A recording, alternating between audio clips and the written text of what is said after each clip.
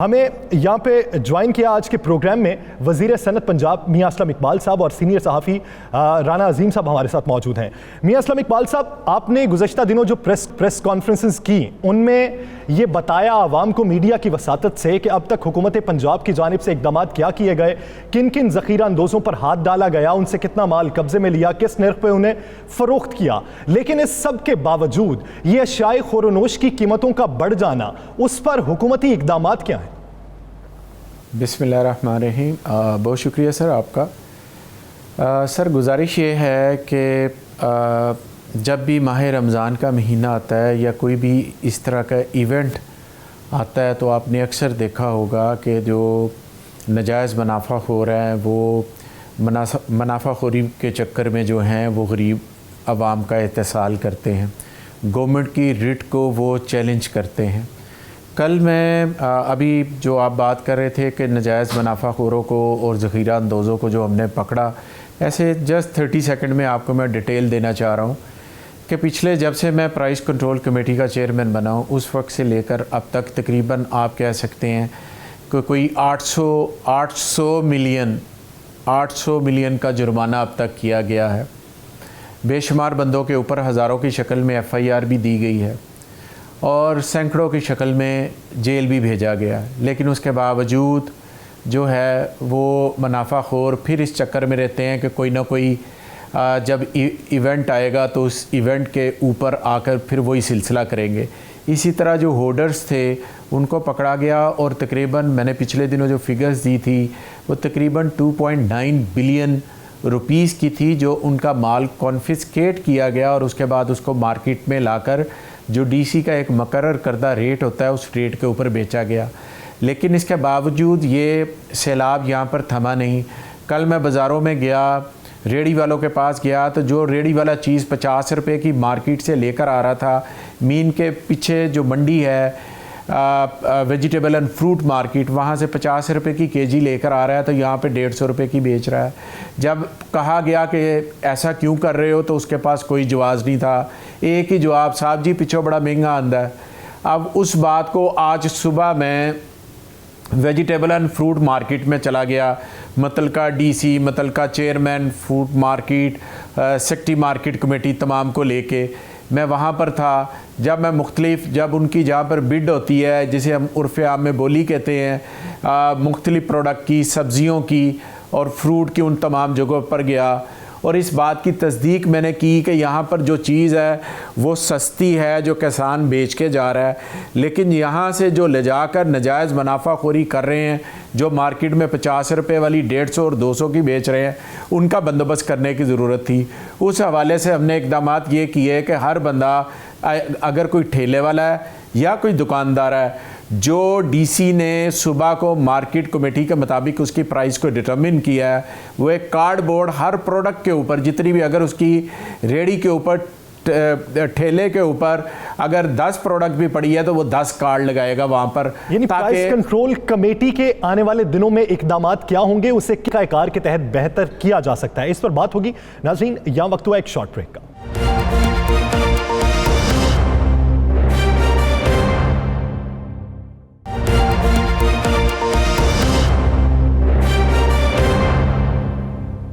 Welcome back. मियां असलम साहब, ये कहिएगा कि सेलर से लेकर बायर तक जितने अवामिल शामिल होते हैं ख़रीदारी के अंदर, यानी वो थोक मार्केट हो गई, उससे फिर किराना वाला हो गए और उससे फिर आम सारिफ हो गया और बीच में जितनी मार्केटिंग कंपनीज आती हैं सारी, इन सब चेन को एक्सपोज करना कितना मुश्किल होता है। और दूसरा ये कि जब एक सरकारी नरखनामे को आवेज़ा करना मशरूत है हर दुकानदार को, तो उसमें जो मार्केट कमेटी है या प्राइस कंट्रोल कमेटी है उस पर अमल दरामद क्यों नहीं करवाती? अच्छा सर, दो पार्ट हो गए आपके क्वेश्चन के। पहला जो आपने क्वेश्चन फरमाया है कि इनका प्रॉफिट मार्जिन क्या है। देखिए, किसी भी एसेंशियल आइटम जो स्पेशली जो एक आम आदमी, गरीब आदमी, लोअर मिडिल क्लास का आदमी यूज़ करता है, तो हमारी कोशिश होती है कि जो प्राइस कंट्रोल कमेटी है उस प्रोडक्ट की प्राइस को डिटरमिन करे। उसके लिए अगर कोई फ़र्ज़ करें आपके मुल्क में दालें बहुत कम पैदा होती हैं, बाहर से आती हैं, तो वो दालें इंटरनेशनल मार्केट के अंदर उनका रेट क्या है, कहाँ पर वो इंपोर्ट की जाती हैं। पंजाब के लिए फैसलाबाद में इंपोर्ट होती हैं, सिंध के लिए कराची में, और इसी तरह कराची मेन हब है इसका, और इस तरह फैसलाबाद भी है। यहाँ पर जो इंटरनेशनल मार्केट में उस कमोडिटी की प्राइस होती है उसको लिया जाता है।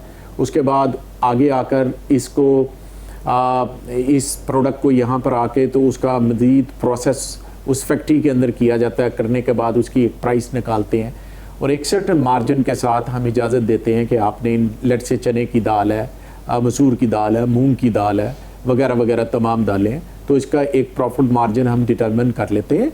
और मतलब का जो करियाना एसोसिएशन है, मर्चेंट एसोसिएशन, उसके साथ मिलकर हम ये चीज़ें करते हैं। और फिर जब ये चीज़ें तय हो जाती हैं तो फिर आम जो फाइनल दुकानदार है, जो फाइनल जहाँ से एक आम कस्टमर ने चीज़ लेने जाना है, तो उसको पाबंद किया जाता है कि इससे ज़्यादा आपने नहीं बेचना हो। अगली बात कि हमने उसको ये भी पाबंद करते हैं कि आपने अपनी दुकान के बाहर इन तमाम प्रोडक्ट की जो कीमत है उनको लिखनी है, जिसका एक डिज़ाइन बना के हमने तमाम जितने भी 36 इजला के डीसी साहबान हैं उन तक किया हुआ कि हर दुकानदार ने अपनी दुकान के बाहर एक फ्लैक्स लगानी है और उसके ऊपर स्पेशली इसेंशियल आइटम की जो प्राइस जो गवर्नमेंट की तरफ से मतलब डीसी की तरफ से मुकर्रर होती है वो वहाँ पर लिखी होगी। ये हो सकता है कि दालों का लाहौर की निस्बत फैसलाबाद में और यहाँ पर 2, 3, 4, 5 रुपये का फ़र्क हो। वजह यह है कि फैसलाबाद से जब मज़ीद दालें निकल कर बाकी पंजाब के हिस्से में जाती हैं तो उसकी कैरिज कॉस्ट जो होती है वो वेरी करती है। सही। लिहाजा एक तो ये इसका मैकेनिज़्म है। अब दूसरा सर मैं एक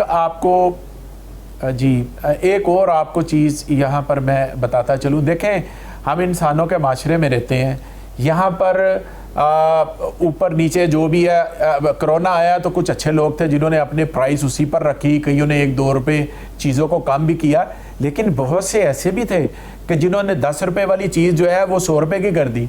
आप इसकी मिसाल जो है वो आप मास्क ले लें, आप सैनिटाइज़र ले लें, आप ग्लव्स ले लें, आप खाने पीने की अशिया ले लें, आप जो मार्केटें बंद हो गई थी और कोई गली मोहल्ले में बैठ के बेच रहा था, हर तो फिर इस तरह के जो नाजायज़ मुनाफा हो रहा है वो अपनी जेब भरने के लिए तरह तरह के वो अपने फार्मूले करते रहते हैं। लेकिन हुकूमत भी अपनी जगह पर इन तमाम इक़दामात ऐसे कर रही है कि जिससे हम गरीब आदमी का और आम आदमी का और किसी का भी इत्तेसाल ना होने दे।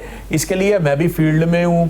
तमाम 36 के 36 इजला के जो डीसी साहिबान हैं, नीचे तमाम जो मुतल्लिका तहसील और टाउन्स के एसी साहिबान हैं वो भी मैदान में हैं। इसी तरह जो हमारे तकरीबन 68 के करीब जो हैं वो जो प्राइस कंट्रोल मैजिस्ट्रेट हैं, जो मैं लाहौर की हद तक सिर्फ बात कर रहा हूँ वो वाले, और अदरवाइज़ हमारे तकरीबन 1100 के करीब हैं, वो तमाम के तमाम हमने फील्ड के अंदर मौजूद है।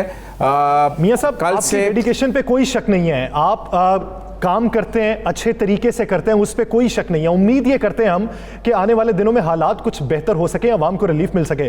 राना अजीम साहब हमारे साथ ही मौजूद हैं, आपसे कुछ सवाल करना चाहते हैं। मियां साहब, आपने बड़ा अच्छा कहा कि आपके पास टीमें मौजूद है, प्राइस कंट्रोल कमेटी मौजूद है, सब कुछ मौजूद है। अभी आपने कहा कि आप जब निकले तो आपने देखा कि अंदर से 50 रुपये वाली बाइट 150 में बिक रही है, तो फिर मुझे बताएं, ये तो आप निकले तो आपको पता चल गया, एक आम आदमी जिसको आप रिलीफ देना चाहते हैं, गली मोहल्ले में रहने वाला, वो तो लुट रहा है। सब्जी से लेकर चाहे वो फल हो, चाहे दालों से लेकर कुछ कोई भी चीज़ हो, उसमें तो लुट रहा है। तो क्या हमारी प्राइस कंट्रोल कमेटियां सिर्फ सुख की बांसुरी बजा रही हैं? ये सारा काम क्यों मियां असलम इकबाल की ज़िम्मेदारी तो नहीं है? बाकी सरकारी मशीनरी क्यों सोई हुई है? देखिए राना साहब, आपका क्वेश्चन अपनी जगह पर बिल्कुल ठीक है, लेकिन इसमें मैं आपको ज़रा ये भी अर्ज़ करना चाहूँगा। देखें, जब से मैजिस्ट्रेसी सिस्टम जो है ख़त्म हुआ है, ये जो प्राइस कंट्रोल मैजिस्ट्रेट है, बड़ी आपके सामने सीधी सी मैं बात करता हूँ, ये हमारे मांगे तांगे के मैजिस्ट्रेट हैं। हमने मुख्तलिफ डिपार्टमेंट से ऑफिसर लेकर उनको नॉमिनेट किया है, बाय होम डिपार्टमेंट के ज़रिए हमने करवाया हुआ।